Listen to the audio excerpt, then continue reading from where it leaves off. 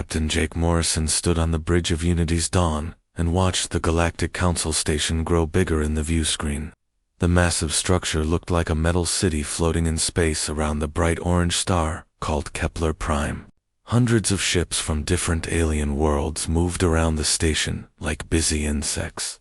Some ships were long and thin, like needles, while others were round like bubbles. Each one belonged to a different species that called the galaxy home. Ambassador Lisa Carter walked up beside Jake and crossed her arms. She wore the dark blue uniform of the Earth Diplomatic Corps with its silver badges that showed her rank. Her brown hair was pulled back in a neat style, and her face looked serious but determined. She had been preparing for this meeting for 3 years and knew that everything depended on what happened in the next few hours. "How long until we dock, Captain?" Lisa asked, without taking her eyes off the station. Jake checked his instruments and replied, 20 minutes, Ambassador. The Council Traffic Control is directing us to Docking Bay 7 on the lower ring. Lisa nodded and turned to look at her team. Dr. Ben Phillips sat at one of the bridge stations reading through cultural notes on his tablet. Ben was the team's expert on alien customs and languages. He could speak 12 different alien languages and understand the social rules that kept the galaxy peaceful. His job was to make sure Lisa didn't accidentally insult anyone during the negotiations. Susan Hayes stood near the navigation console studying trade documents. Susan was responsible for all the economic parts of humanity's proposal. She knew exactly how much Earth's medical discoveries were worth, and how many alien worlds could benefit from human farming methods. Her calculations showed that humanity's contributions could make every council member richer and safer. "Are we ready for this?" Jake asked Lisa quietly so the others couldn't hear. Lisa looked at him with tired eyes. "We have to be ready, Jake. This is our last chance. If the Council rejects us again, humanity will be stuck in our little corner of space forever. Our children will grow up never knowing what lies beyond our borders." The Unity's Dawn had been humanity's diplomatic ship for 15 years. It wasn't the biggest or fastest human ship, but it was built to show the galaxy that humans were peaceful and civilized. The ship's white hull was decorated with symbols from every human culture and nation. Inside the ship, everything was designed to be comfortable for both humans and alien visitors. Lisa walked to her personal quarters to change into her formal diplomatic robes.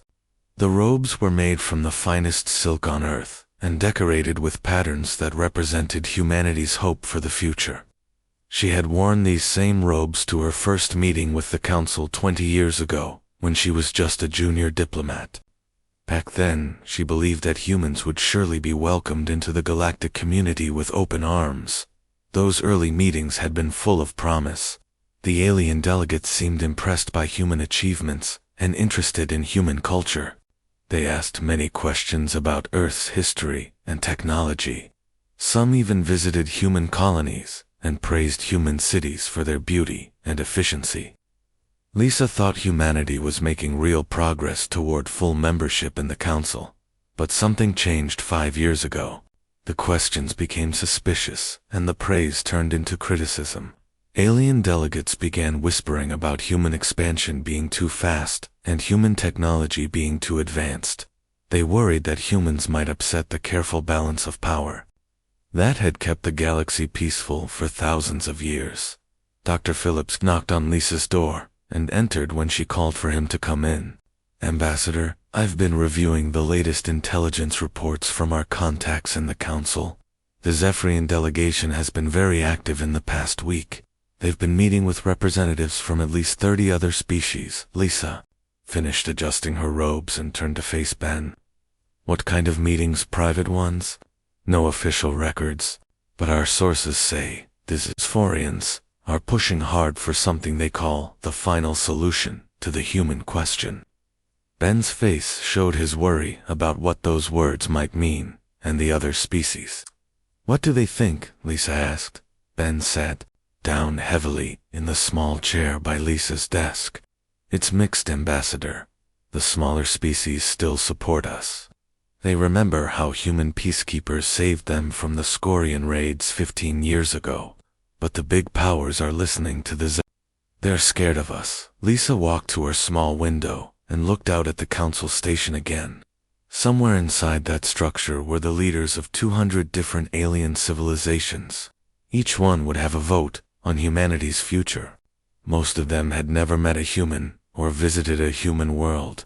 They knew humanity only through reports and rumors. What about our proposal, Ben? Have you seen any reaction to the documents we sent ahead? Ben pulled out his tablet and scrolled through several files. The medical information got attention. 3 species specifically asked for more details about our cancer treatments. The Regellians want to know more about our artificial organ technology that could save millions of lives on their homeworld, and the agricultural data even more interest there. 47 worlds are dealing with food shortages right now. Our crop enhancement techniques could solve their problems within 2 growing seasons. The economic analysis shows we could increase food production by 300% on most council worlds. Lisa smiled for the first time in days. Then we have something they want. That gives us bargaining power. Ben's expression didn't change. Maybe ambassador. But wanting something and being willing to accept it from humans are 2 different things. The Zephyrians are telling everyone that human technology comes with hidden dangers.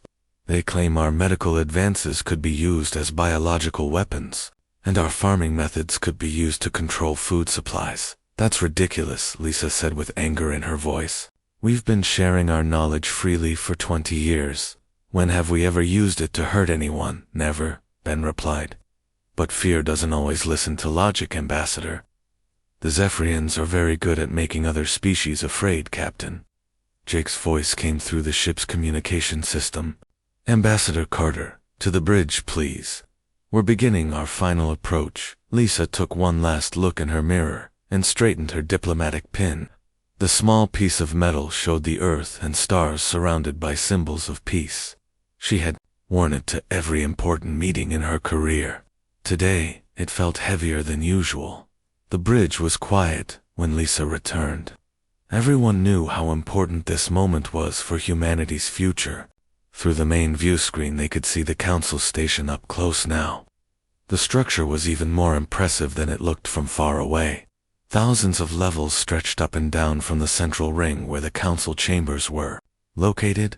Ships from every corner of the galaxy filled the space around the station.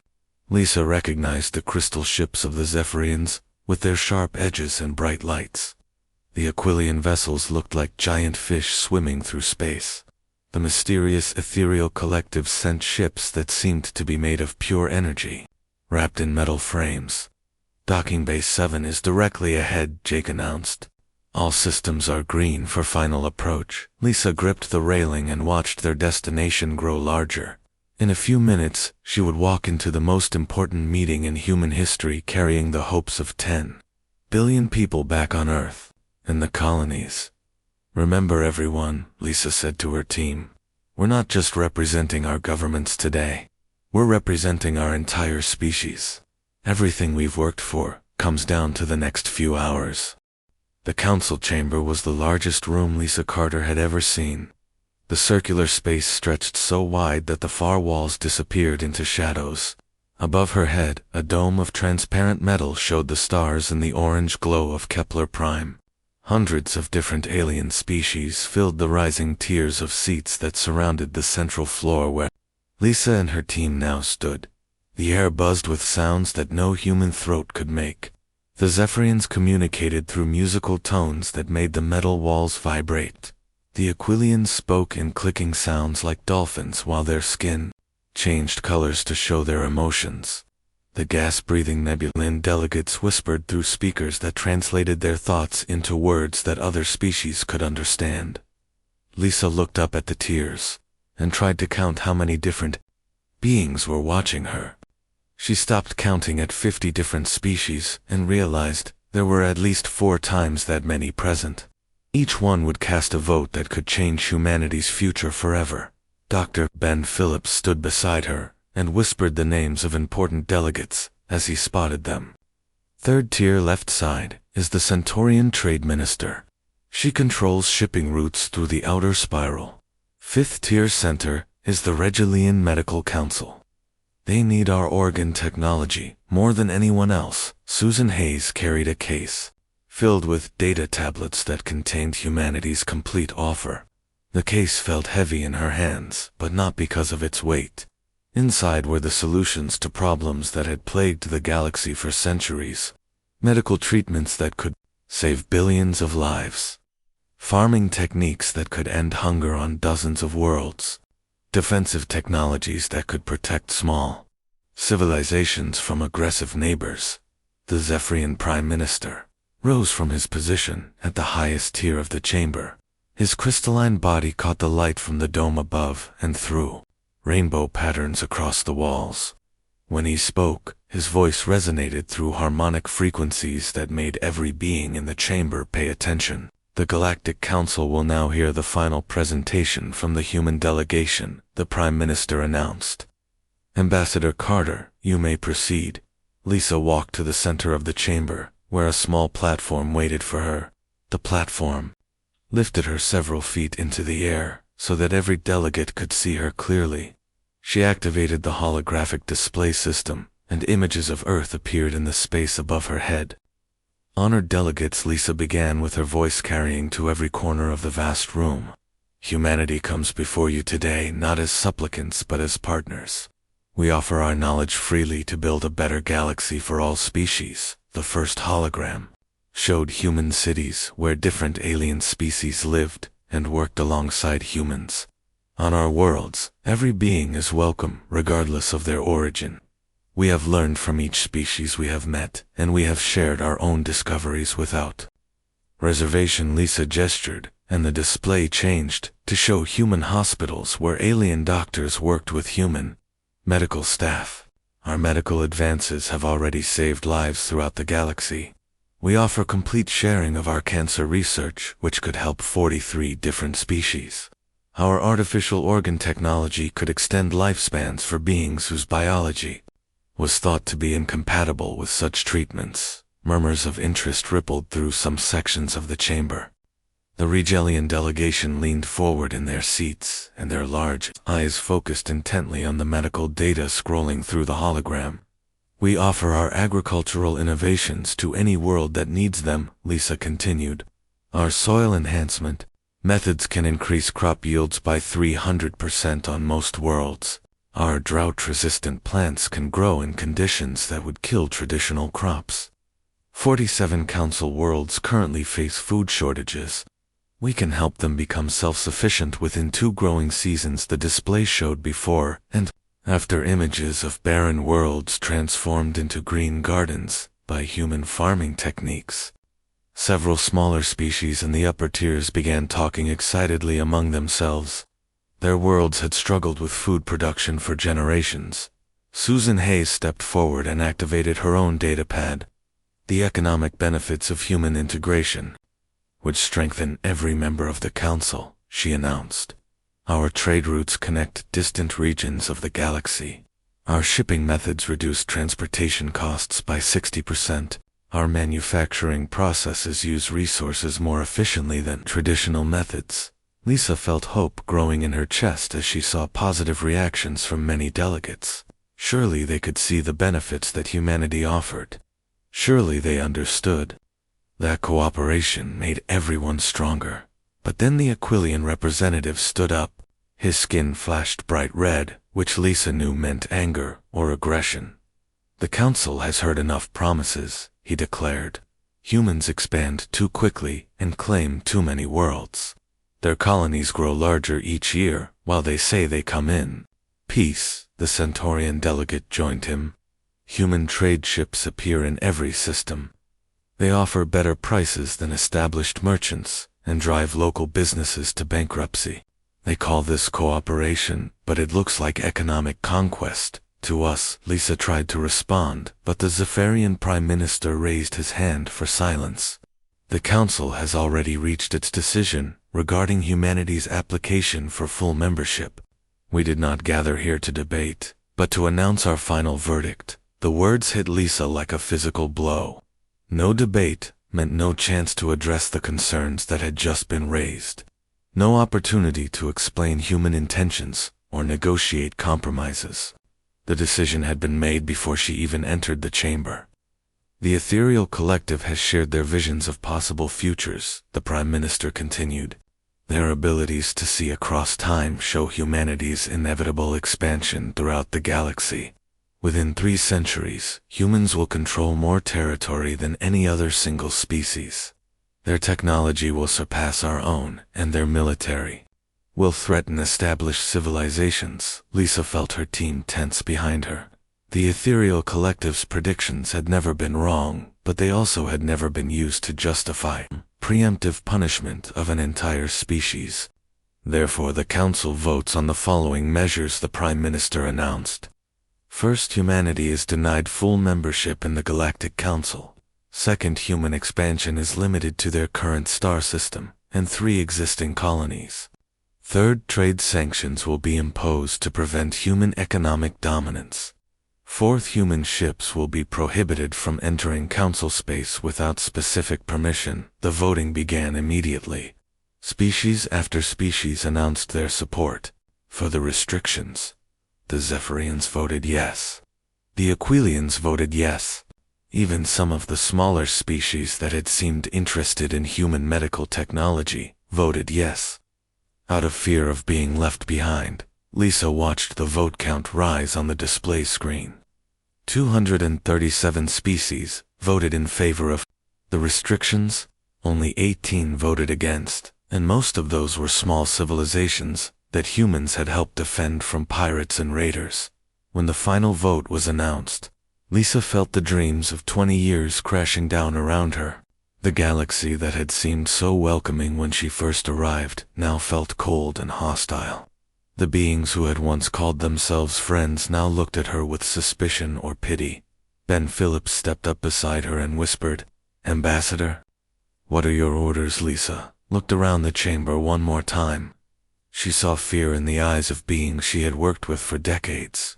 She saw satisfaction in the faces of those who had opposed humanity from the beginning. She saw the careful indifference of those who had simply chosen the winning side. For 20 years, Lisa had believed that reason and goodwill could overcome any obstacle. She had spent her career building bridges between humanity and the galaxy. She had negotiated treaties and trade agreements that benefited everyone involved. She had truly believed that the galaxy wanted humanity as a partner. Now she understood the truth. The galaxy wanted humanity's contributions, but not humanity itself. They wanted human knowledge, but not human presence. They wanted the benefits of human civilization without accepting humans as equals. Lisa closed her presentation materials with steady hands. She gathered her data tablets and handed them to Susan Hayes. She straightened her diplomatic robes and looked up at the Zephyrian Prime Minister, who was already moving on to other business. Ambassador Ben whispered urgently, "We need to respond. We need to file a formal protest or request reconsideration." Lisa turned to her team and saw the desperation in their faces. They still believed that words could change minds and arguments could overcome prejudice. They still thought this was about logic and fairness. But Lisa finally understood what this really was. This was about power and fear and the determination to keep humanity in its place. No amount of reasoning would change that. No perfect argument would overcome centuries of galactic politics. Lisa walked toward the exit without saying a word. The sound of Lisa Carter's footsteps echoed through the council chamber as she walked toward the exit. Her diplomatic team followed behind her in complete silence. Dr. Ben Phillips clutched his cultural notes, but made no move to speak. Susan Hayes carried her case of economic proposals without looking back at the delegates, who had just rejected everything humanity offered. The alien delegates watched in confusion as the humans left without a single word of protest. In 3,000 years of council history, no rejected species had ever responded this way. The Corvaxians had threatened war when they were denied membership. The Stellar Union had begged for reconsideration and offered bribes to key delegates. The Hegemony Coalition had spent 10 years filing appeals and legal challenges, but the humans simply walked away. The Zephyrian Prime Minister paused in his announcement of the next agenda item. His crystalline face showed no emotion, but his harmonic voice carried a note of uncertainty. The human delegation has departed, he stated to the chamber. We will now move on to trade disputes between the outer rim territories. Several delegates in the lower tiers turned to watch the humans disappear through the main exit. The Regelian Medical Council member who had been interested in human cancer research looked troubled. The small frontier defense delegates who had voted against the restrictions whispered among themselves with worried expressions. Lisa and her team walked through the corridors of the council station without speaking.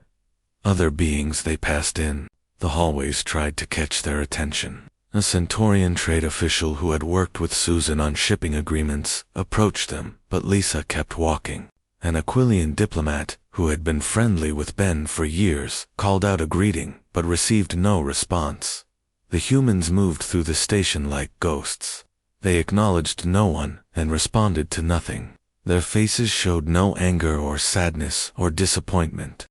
They simply walked with purpose toward their docking bay. Captain Jake Morrison was waiting for them when they returned to Unity's dawn. He took one look at Lisa's face and understood that the mission had failed completely. Orders, Ambassador? He asked quietly. Take us home, Jake, Lisa replied. Those were the first words any human had spoken since leaving the council chamber. Jake nodded and headed for the bridge. Within minutes, the ship's engines came to life, and Unity's dawn began moving away from the docking bay. The Council Traffic Control Center tried to establish communication with the departing human vessel, but received no response. The ship followed all traffic regulations perfectly but ignored every attempt at contact. As Unity's dawn jumped to hyperspace, Jake opened a secure communication channel to Earth. The message he sent was brief and contained only essential information. Council rejected final proposal. Recommend immediate implementation of Protocol 7. Estimated return to Sol system in 6 days. Protocol 7 was a contingency plan that had been developed years earlier, but never expected to be used. It called for the complete withdrawal of all human personnel from Council space and the termination of all cooperative agreements with alien governments. Most human leaders had considered it an extreme measure that would only be necessary in the worst possible circumstances. Those circumstances had just occurred. The message from Unity's dawn reached Earth 12 hours later due to the distance involved in hyperspace communication. President Karen Walsh called an emergency meeting of the Human Colonial Council within an hour of receiving Jake's report. The most powerful leaders of humanity gathered in the secure conference room beneath the government complex in Geneva. Are we certain about this decision? Asked Director Paul Chen, who oversaw human colonies throughout known space. Withdrawing completely means abandoning 20 years of relationship building and economic integration. President Walsh looked around the table at the faces of humanity's leaders. The Council has made their position clear, Paul. They want our technology and our resources, but they don't want us as equals. They've essentially declared us a threat to galactic civilization, based on predictions of what we might do in the future. Secretary of State Michelle Torres, who had worked closely with Lisa Carter on diplomatic initiatives, spoke next. What about our people currently working on Council worlds? We have thousands of humans serving as doctors, teachers, engineers, and advisors throughout their space protocol. 7 covers everyone, President Walsh replied. Every human citizen working in Council territory will receive immediate recall orders. No exceptions, and no delays. We gave them every chance to accept us as partners. They chose to see us as enemies instead. The room fell silent as the leaders considered the implications. Humanity had spent decades integrating into galactic civilization. Human doctors saved lives on alien worlds every day. Human engineers built infrastructure that connected distant systems. Human teachers shared knowledge that helped young alien minds grow and learn. All of that would end within weeks. Admiral Robert Gray, who commanded the human fleet, spoke for the first time. "What about our military cooperation agreements? We have defense pacts with 17 different species, and our officers serve as advisors to 43 different defense forces. All agreements are terminated immediately," President Walsh declared. "Our military personnel will withdraw to human space along with everyone else. The Council has decided they don't need our help, so we'll honor that decision." The orders went out through secure channels. Within hours, every human citizen working in Council space received the same message. Report to the nearest human facility for immediate evacuation. Bring nothing except personal belongings. All work materials and research data are to be left behind or destroyed. The response was immediate and total. Human doctors at alien hospitals submitted their resignations and walked away from patients they had been treating for years. Human engineers at construction sites shut down their equipment and left projects half-finished. Human teachers gathered their personal belongings and departed schools without explaining to their alien students why they would not return. On the trading station at Vega, 7 Captain Steve Parker received his recall orders while negotiating a supply contract with Regalian merchants. He stood up from the conference table, closed his datapad, and walked toward his ship without another word. The confused Regalians followed him, asking what had happened, but Steve never responded. Dr. Amy Johnson was performing surgery at the Central Medical Complex on New Centauri when her recall message arrived. She finished the operation because leaving would have killed her patient, but as soon as the alien was stable, she removed her surgical gloves and left the hospital forever. Throughout Council space, the same scene played out thousands of times. Humans simply stopped what they were doing and began heading home. They offered no explanations and made no threats. They completed their current tasks if possible, then disappeared. The alien beings they worked with tried desperately to understand what was happening. Some offered higher pay to convince the humans to stay. Others demanded explanations or threatened legal action for breach of contract. A few even begged their human colleagues not to leave. But the humans had received their orders and they followed them without question or delay.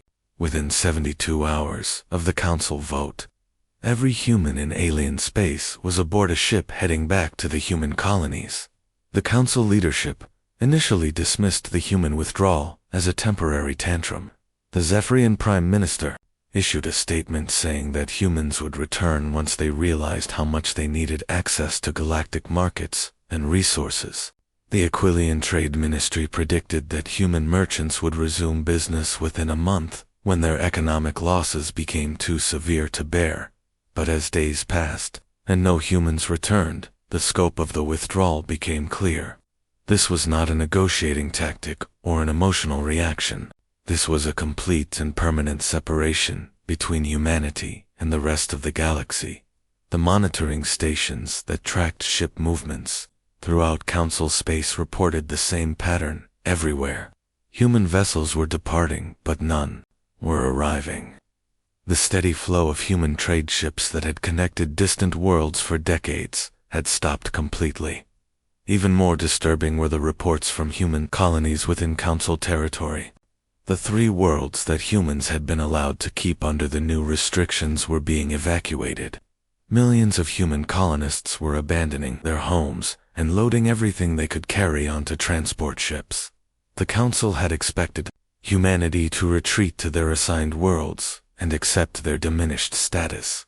Instead, humanity was withdrawing beyond even those limited boundaries. They were pulling back to their original territory and severing every connection with the galaxy that had rejected them as the last human transport ships jumped to hyperspace. Carrying refugees from the outer colonies, the Council finally began to understand what they had unleashed. The humans weren't just leaving temporarily, they were gone. 3 weeks after the last human transport ship disappeared into hyperspace, the first emergency reports began reaching the Galactic Council headquarters.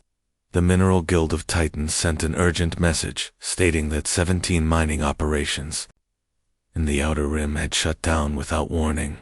The automated systems that humans had installed continued to function, but without human technicians to maintain them, the equipment would fail within months. Trade Minister Vex of the Centaurian Republic filed a formal complaint about disrupted shipping routes. The humans had operated 43 different trade routes that connected distant council worlds. These routes carried essential supplies, food, and medical equipment. Two systems that could not produce everything they needed locally. Without human ships to maintain the schedules, cargo was piling up at transfer stations, while distant worlds waited for deliveries that would never come. The Council's economic advisors initially dismissed these problems as temporary disruptions. The free market will adjust, declared Chief Economist Zara of the Aquilian Trade Federation. Other species will move in to fill the gaps left by human withdrawal.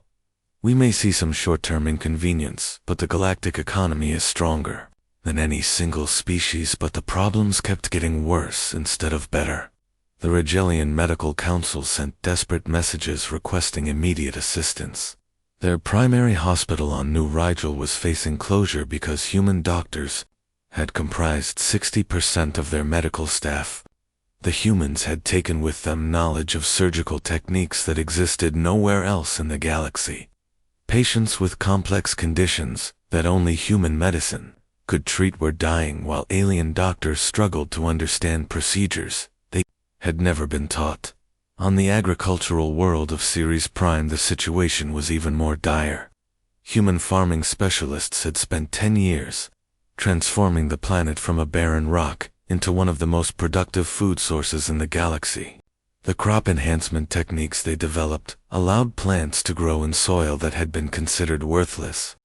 Without human oversight, the enhanced crops began failing and food production dropped by 70% within a month. The planetary governor of Ceres Prime sent increasingly frantic messages to the council. We fed 12 different star systems from our harvests, his latest report stated. If the crops continue to fail, billions of beings will face starvation before the next growing season.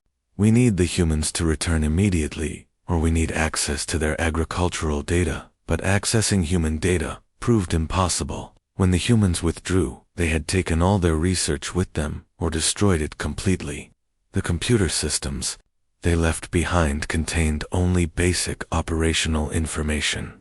The advanced techniques and scientific breakthroughs that had made human contributions so valuable were locked away in databases that no alien computer expert could crack. Dr. Keth of the Zephyrian Science Institute spent 2 weeks trying to reverse engineer human medical equipment left behind at a hospital on the border worlds. The technology is decades ahead of our current capabilities, he reported to his superiors. The humans were sharing the benefits of their advances while keeping the underlying science secret. Without access to their research, we cannot duplicate their achievements. The military situation was becoming equally desperate. The Frontier Defense Network had relied heavily on human tactical expertise to coordinate responses to threats from hostile forces beyond Council space. Human officers had served as advisors to defense forces throughout the galaxy, bringing strategic knowledge that had kept the peace for decades. Admiral Thane of the United Defense Command discovered just how much they had depended on human military science when the Marauder fleets attacked the Epsilon sector. The same tactics that had worked perfectly when human advisors were present failed catastrophically without human oversight. 3 star systems fell to the Marauders before reinforcements could arrive, and the refugee crisis overwhelmed nearby worlds. The humans didn't just provide advice, Admiral Thane explained to an emergency council session. They provided the strategic framework that made our entire defense network possible. Their understanding of multi-species coordination allowed forces from dozens of different worlds to work together effectively.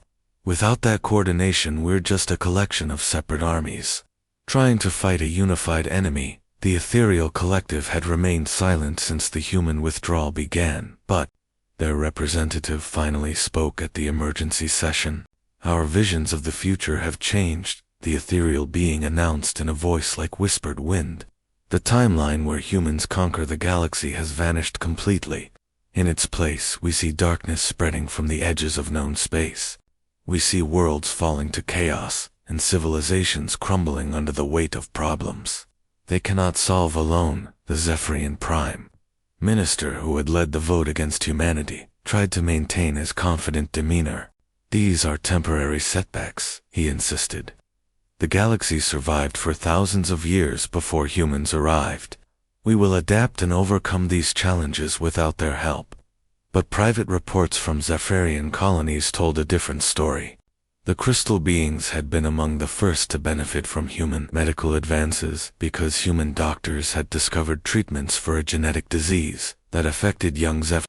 Without access to human medicine, the disease was spreading again, and Zephyrian birth rates were dropping rapidly. The Aquilian Republic faced its own crisis as their ocean farming operations began failing. Human marine biologists had helped them develop techniques for growing food in the deep waters that covered most Aquilian worlds. The loss of human expertise meant that food production was declining, while the Aquilian population continued to grow. Even species that had strongly supported the restrictions on humanity were beginning to question their decision. The Hegemony Coalition had voted enthusiastically to limit human expansion, but now their border worlds were falling to pirate attacks that human peacekeepers had previously prevented. Council intelligence agencies tried to gather information about what humanity was doing in their isolated territory, but human space had become completely closed to outsiders. No alien ships were allowed past the boundary markers, and all communication attempts were ignored. Long-range sensors detected massive construction projects throughout human systems, but the purpose of the construction remained unknown. The few alien merchants who had been caught inside human space when the withdrawal began were released at the border with their ships intact, but their cargo holds empty. They reported that human authorities had been polite, but absolutely firm about removing all non-humans from their territory. No exceptions were made, and no explanations were given. More troubling were reports that humanity was rapidly expanding their space-based infrastructure. New shipyards were being built in every human system, and massive mining operations were extracting resources at unprecedented rates. Whatever the humans were planning, they were clearly preparing for a future. That did not include the galactic community. Trade routes that had operated profitably for decades were collapsing as the worlds they connected could no longer sustain the economic relationships that humans had made possible. The carefully balanced galactic economy that had taken centuries to develop was unraveling in a matter of weeks. The Council's emergency sessions became longer and more desperate as reports of new crises arrived daily. Species that had been allies for generations began blaming each other for the disaster. The Zephyrians accused the Aquilians of not supporting the human restrictions strongly enough. The Aquilians blamed the smaller species for being too dependent on human assistance. But beneath all the finger-pointing was a growing realization that the Council had made a catastrophic mistake. They had assumed that humanity needed the galaxy more than the galaxy needed humanity. They had believed that human contributions were useful, but not essential. They had convinced themselves that human cooperation was a sign of weakness, rather than strength. The evidence mounting daily proved how wrong they had been. Humanity had not conquered the galaxy through military force or economic domination. They had made themselves indispensable through generosity and competence. They had solved problems that other species could not solve, and connected worlds that had never been able to work together effectively. Now that humanity was gone, the galaxy was discovering just how much they had depended on human expertise and human goodwill. The systems that had seemed so stable and permanent were revealing themselves to be built on foundations that humans had provided and maintained. As the fourth week of the human withdrawal ended, the Zephyrian Prime Minister called for another emergency council session. For the first time since the vote against humanity, his crystalline face showed uncertainty and fear. The galaxy was falling apart, and everyone knew that only humanity had the knowledge and skills to put it back together. But the humans were gone, and they showed no signs of coming back. 6 months after the human withdrawal, the Galactic Council faced the worst crisis in its 3,000-year history. What had begun as isolated problems in distant sectors had grown into a galaxy-wide catastrophe that threatened the very foundation of interstellar civilization. The Regelian homeworld had lost 40% of its population to diseases that human medicine had been successfully treating for years. The medical knowledge that humans had shared freely was proving impossible to replicate without the underlying research that they had taken with them. Regelian doctors struggled with equipment they could operate but not repair or improve. Ceres, Prime, and 17 other agricultural worlds faced complete ecological collapse.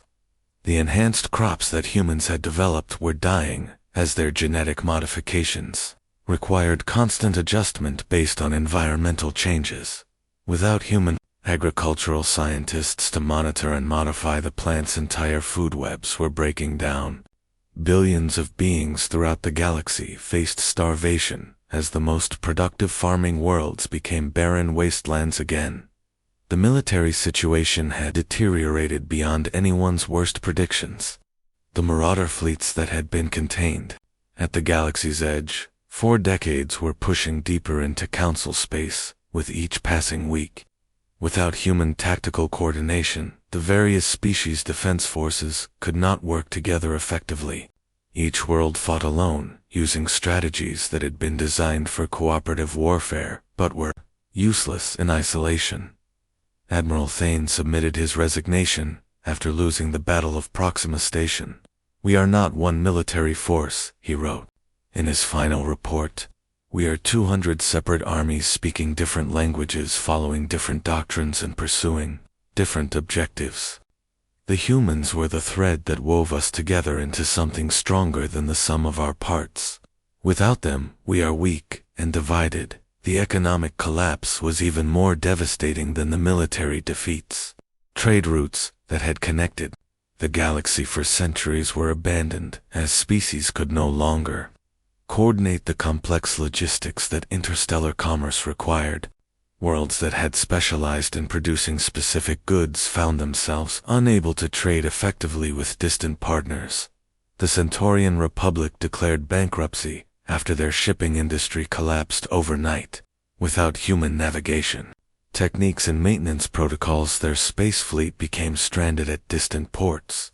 The Aquilian Trade Federation fragmented into dozens of competing factions as member worlds could no longer agree on basic commercial policies.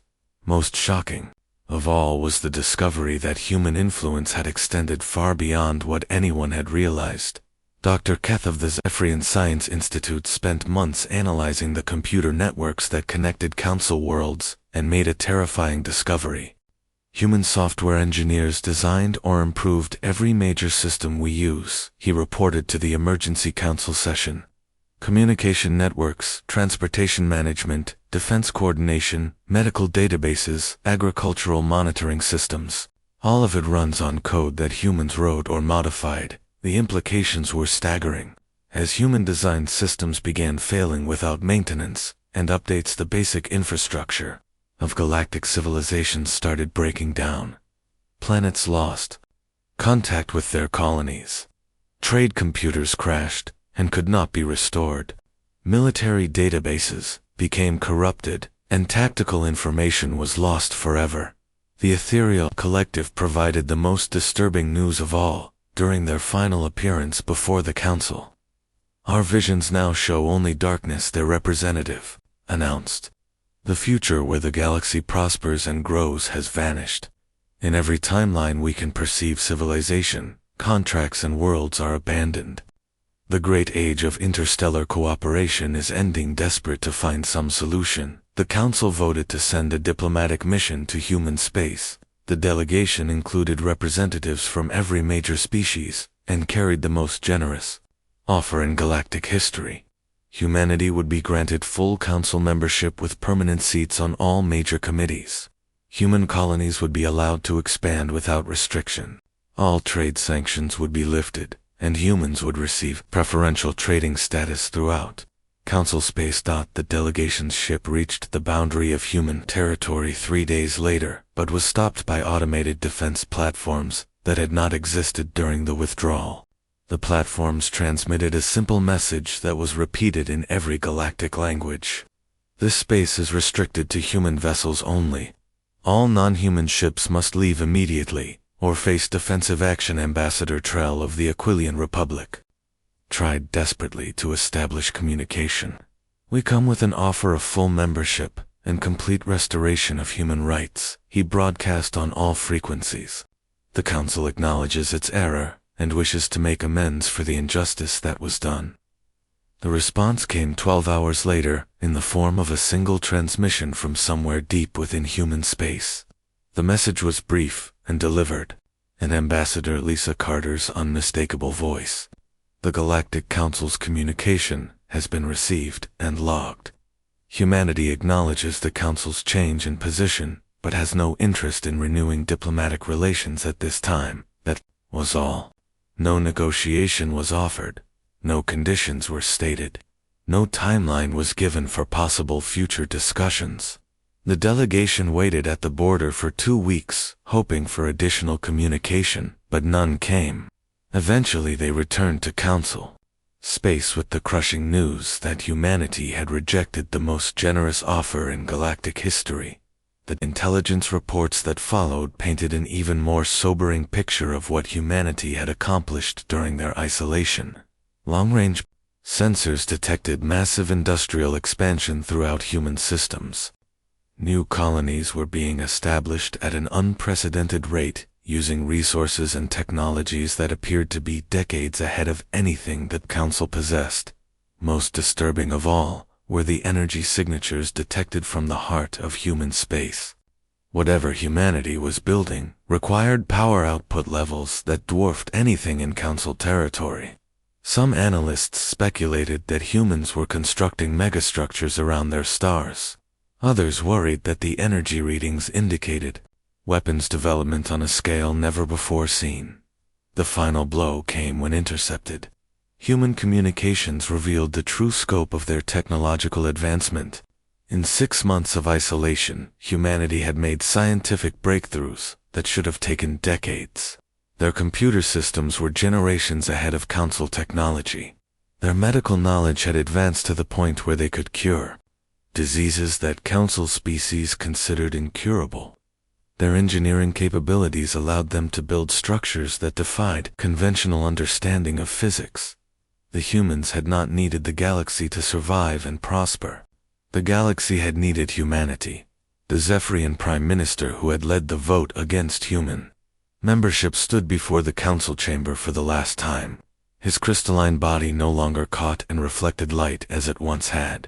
The harmonic frequencies of his voice carried notes of defeat and despair. 6 months ago, this Council voted to restrict humanity based on predictions of their future expansion, he said to the assembled delegates. We feared that human growth would threaten the balance of power that had kept the galaxy peaceful for millennia. We believed that limiting their influence would preserve the stability we had worked so hard to achieve. The chamber was silent as he continued. Instead, we have learned that human expansion was never a threat to galactic stability. Human expansion was the foundation upon which galactic stability rested. They did not conquer through force or domination. They conquered through competence and generosity. They made themselves indispensable, not through military might, but through their willingness to solve problems that others could not solve. The final vote of the Galactic Council was unanimous, but meaningless. Every species agreed to formally rescind all restrictions on humanity and extend an invitation for full membership with unprecedented privileges and authority. The offer would remain open indefinitely in the hope that someday humanity might choose to return. But as the delegates filed out of the chamber for the last time, they all knew the truth. The great age of galactic cooperation was over. The civilization that had connected hundreds of worlds and dozens of species was crumbling. The humans who had built and maintained it all were gone. And in the growing silence of space, as worlds lost contact with each other and civilizations turned inward, the galaxy finally understood the price of their arrogance. They had possessed something precious beyond measure and thrown it away because they were afraid of what it might become. Now they faced a future where that fear seemed laughably small compared to the reality of what they had lost.